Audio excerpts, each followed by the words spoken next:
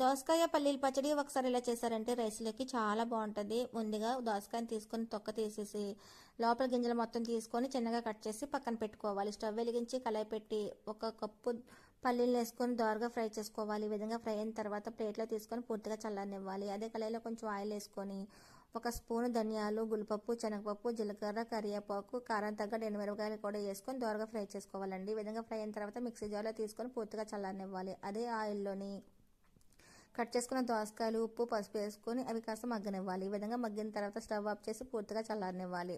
మనం మిక్సీ జార్లో వేసుకున్న పల్లీలు అలానే ఎండుమిర్చి అంతా మెత్తగా గ్రైండ్ చేసుకోవాలండి. ఈ విధంగా అయిన తర్వాత దోసకాయ ముక్కల్ని కొద్దిగా చింతపండు కూడా వేసుకొని మరొక కాస్త మెత్తగా ఆడుకోవాలి. ఇప్పుడు అట్లా పోపు వేసుకోవాలండి. స్టవ్ మీద కళాయి పెట్టి పోపు దినుసులు, కరివేపాకు, ఎండుమిరపకాయలు వేసుకొని మనం రెడీ చేసి పెట్టుకున్న పచ్చళ్ళు వేసుకొని పైన కొద్దిగా కొత్తిమీర జల్లుకుంటే దోసకాయ పచ్చడి తయారైపోతుందండి. టేస్ట్ చాలా బాగుంటుంది. ఓకేనా ఫ్రెండ్స్, వీడియో